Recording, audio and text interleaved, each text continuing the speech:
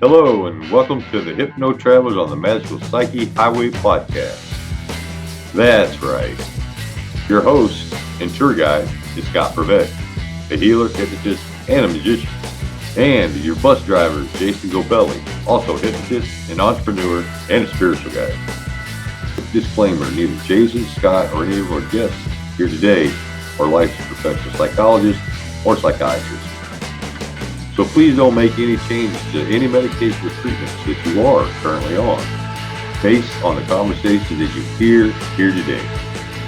Just hop on the bus and enjoy the ride. Trip with us on the Inner Revelation bus. That's right. Hi, I'm Jason. Welcome back to the Hypno Travelers on the Magical Psyche Highway. And we are really excited today, aren't we, Scott? Heck yeah, you got a great guest for you. They're all lined up for you. That's right. That's right. We got the great Dr. Teri Daunter. Dr. Teri, how are you? I am very well. Thank you so much. I like your enthusiasm already. Oh, yeah. Well, we're excited to have you here, and it's going to be a great show. So are you ready? Shall we get started? Get started. Let's go. Let's roll. Okay, Dr. Teri, who are you and what do you do? Oh, boy. That's a big, deep, general question, isn't it, really? And I guess I could get into my credentials and my education, but, rather than shining through my credentials and my academics, honestly, I would rather be talking about what got me to where I'm at and what created my sense of freedom, because I hope that through all the work that I have done, all my education, all my life experience, I can enhance the scale and scope of human consciousness. And that really is what all of my work is about. One time I heard someone speak, and I think it was Deepak Chopra, who said, the first 25 years of our lives are about our education. The second 25 years are about developing our careers and finances. The third 25 years are about giving to others, because then we drop more of our ego and we want more of a yin and yang balance in our lives. And then the fourth 25 years, which is where I'm at this particular point, is actually about understanding more of who we are beyond body and mind. And that really is where I am in my life. All of my work, everything that I do, the books that I author, is all about helping people understand the agency that they have, and that truly consciousness is really the ground of our being, and that everything is a movement of consciousness and not just our physical bodies. So talking about what frees us, to me, is much more important than the big list of credentials and, academic experiences that I have had. Yeah. Wonderful. So, Dr. Teri, that brings the question. Who are you beyond body and mind? What are you all about? I am consciousness, like you are. You are consciousness, Scott. You are consciousness. There is nothing but consciousness. Everything exists within consciousness. And when I talk about consciousness, I talk about the capital C consciousness, not the small c consciousness, which is just our day-to-day awareness, but the big consciousness of which we are all made. Is who we all are. It's that constant emerging energy that's constantly changing and fluid, and it's infinite. So we really do not die. We're infinite emerging beings. And the minute I try to even define consciousness, it changes. So I really cannot define it except in saying that it's constantly emerging. So what makes your connection to the big C consciousness different than everyone else's? It isn't different than anyone else. I just have a greatest awareness of it. And I developed that awareness through 40 years of meditation. I've been meditating every single day for 40 solid years. And I wake up at 4:30 in the morning, and from 4:30 to 6:30, I meditate and I chant and I do Reiki, and I connect with that subtle force of which we are all such a part. And meditation really, truly rewires your brain, changes your chemistry, and fundamentally changes you into a different person, So silence has such agency. It is not a passive force. It's a very powerful force. Even Rumi says to us, listen to your silence. It has so much to offer. And he implores us to have an evolutionary responsibility to listen to that inner silence and not to orthodox noise and thinking. So silence is very powerful, and we connect to that through meditation, and through meditation, we connect to that bigger consciousness. So through your silence and through your 2 hours of meditation and this that we're doing every day, doesn't that affect your family life and your connection with others? Oh, it affects it in a beautiful way. It connects us in a deeper way, in a more subtle way, beyond surface level. And so many relationships are on a surface level, and it takes you deeper. And when you are a meditator in any environment, you raise frequency and vibration in that entire environment. So you cannot help but affect the people around you. And without even directly intending, through the physical, you begin to see changes in the people around you as well. Nice. It's very beautiful. It's so beautiful. I mean, really, stillness is my anchor in everything in my life, personally, professionally, clinically, everywhere, in every area of my life. So then the way that you vibrate changes those around you. So at home, your family, what specific ways does this happen? How do you get to this state to where you have these vibrations where everything just works out so beautifully and you affect others? Because this is what makes you you. Yes, of course. That is what makes me me. As I said, the way that I've achieved this point in my life is through meditation. It's daily meditation. And as a result, I've developed a deeper awareness of who we are and who the world is. A deeper connection to our authenticity and originality, which is really consciousness. Consciousness is the ground of being. There is nothing but consciousness. Nothing. Everything evolves out of it, and everything melds back right into it. And meditation is what anchors us right back into it. I don't know another way to connect. Got it. So are you married? Do you have kids? Of course, yes. I have been married 57 glorious years to the same man. Nice. And I have 2 adult children and their partners and 5 grandchildren. Yes.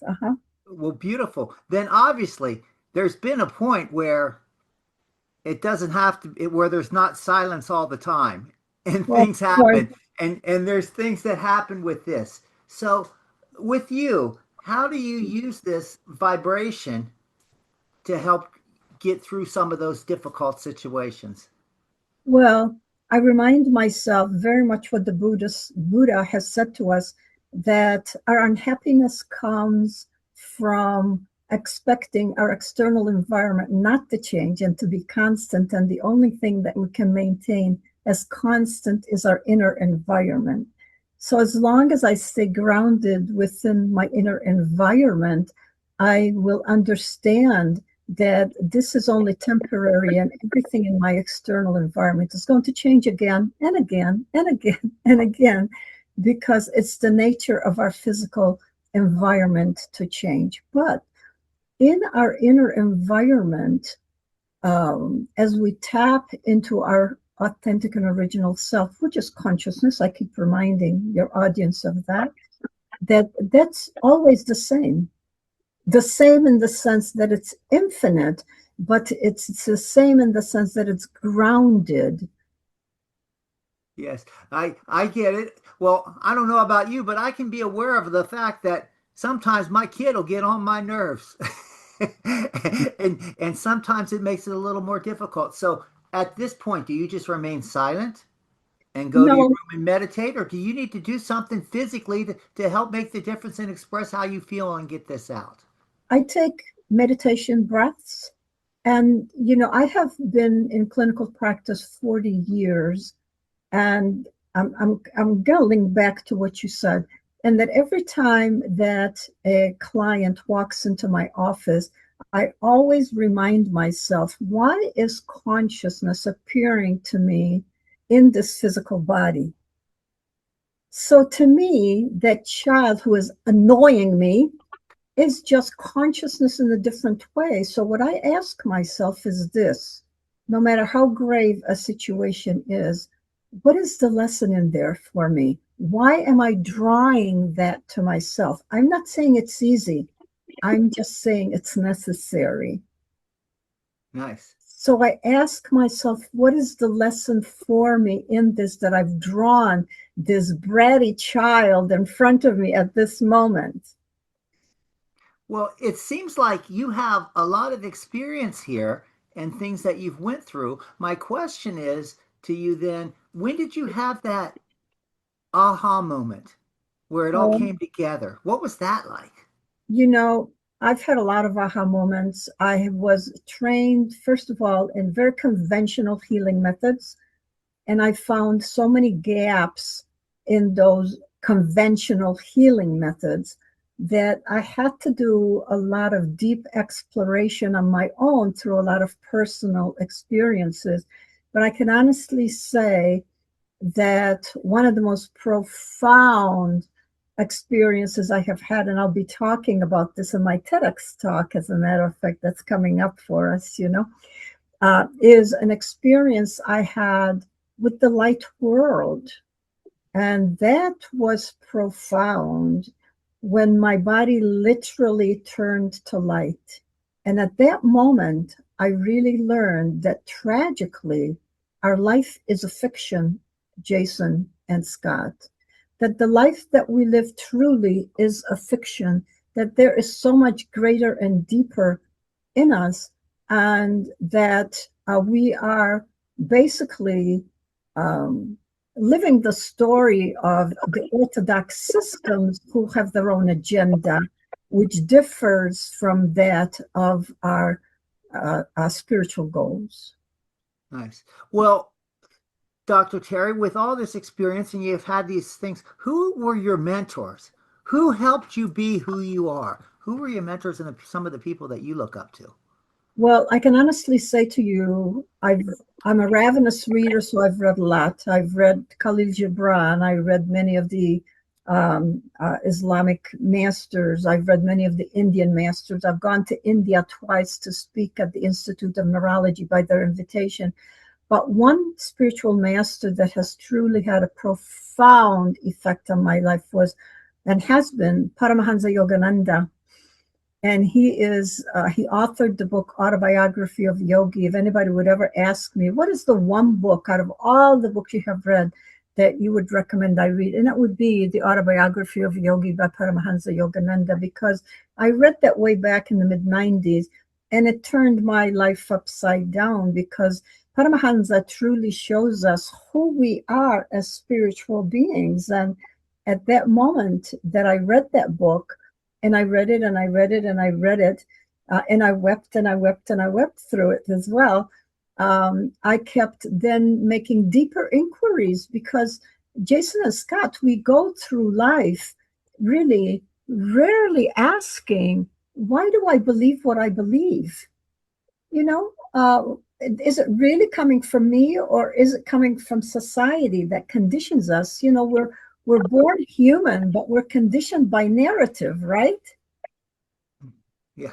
And we So I began to really ask a lot of deep questions and meditating on those questions. And really, the way to find truth is from an inner silence, not the external silence, but from this inner silence, that silence within us that is a part of our bigger consciousness.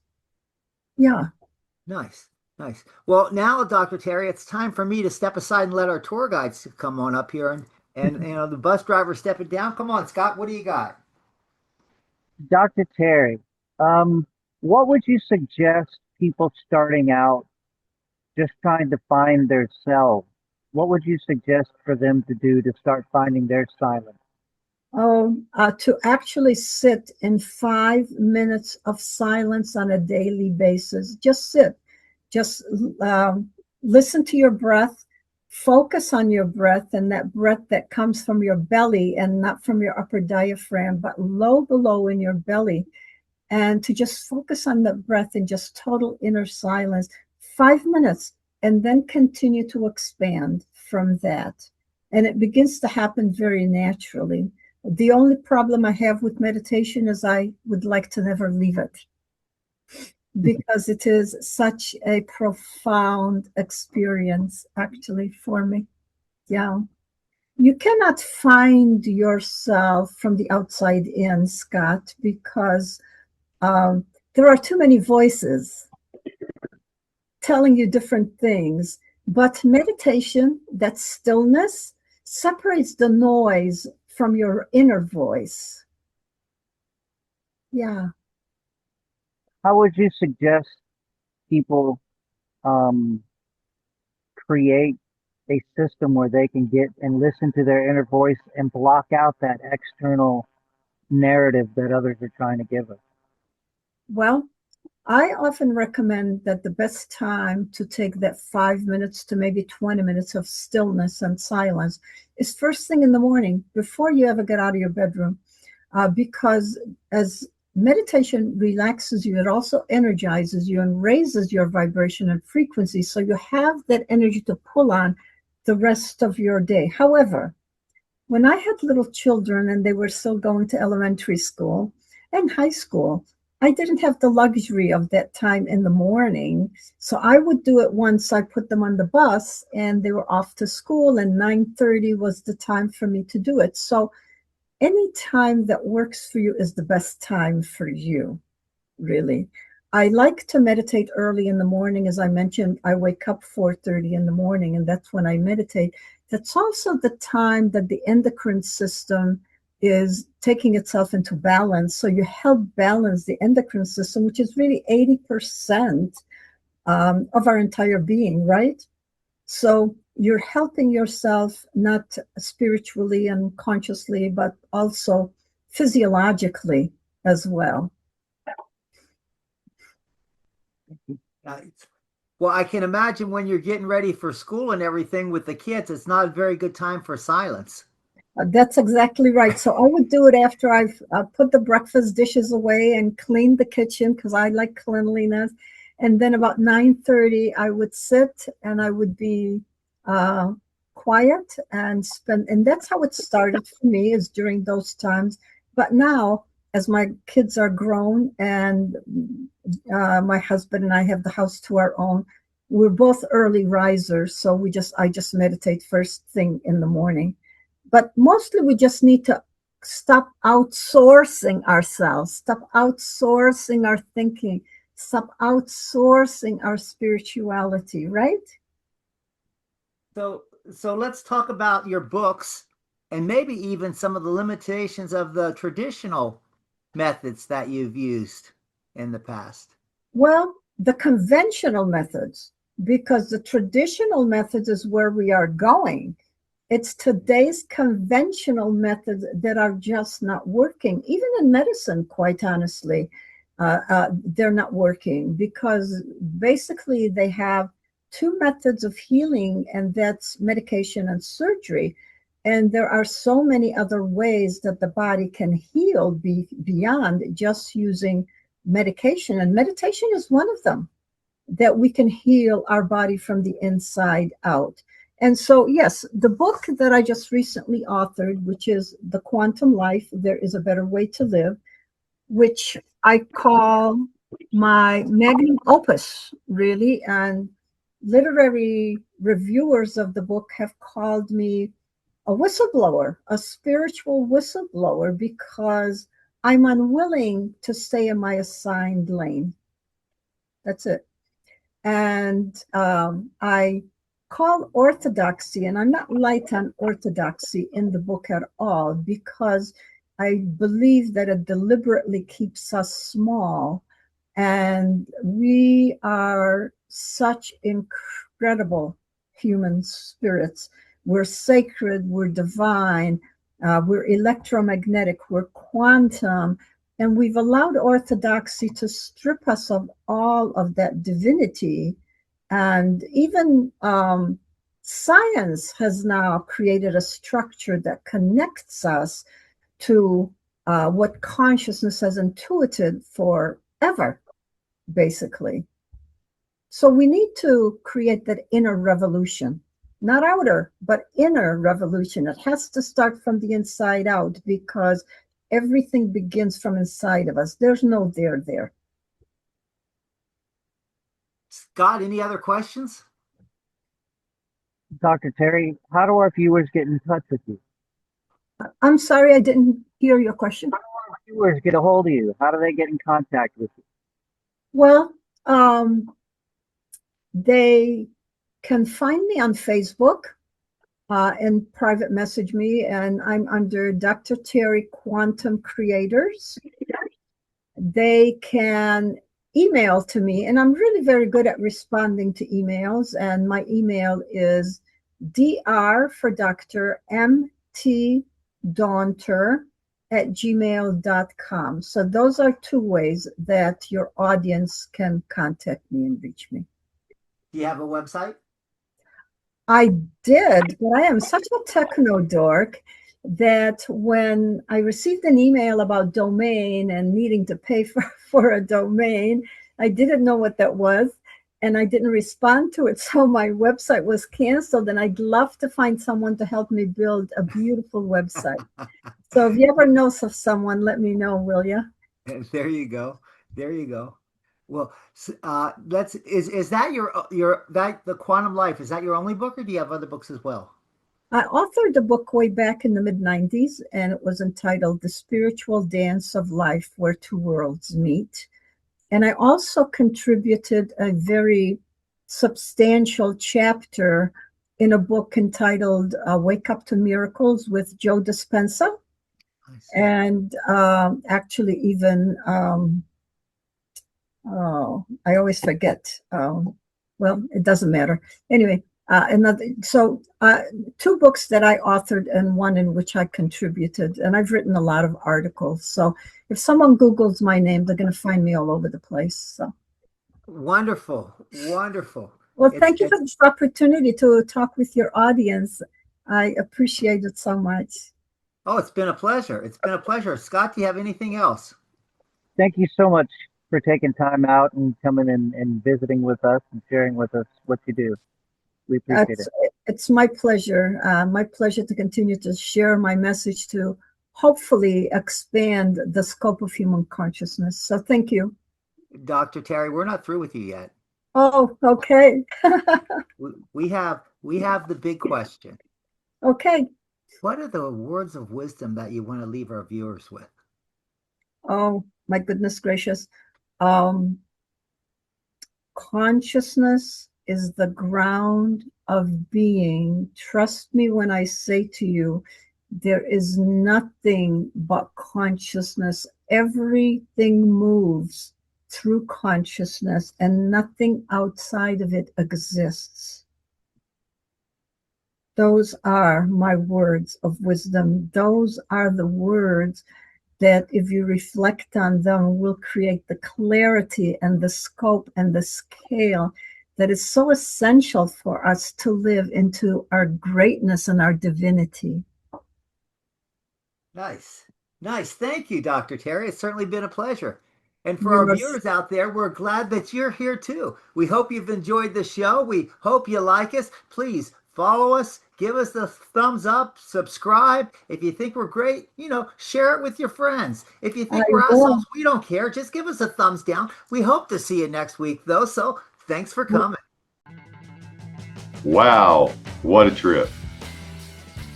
Thanks for taking that journey with us today. Please like us, share us, and enlighten us with your views of the topics we drove into today. We appreciate you and love reading your comments. Thanks again, and we hope to see you back on the bus next week. That's right.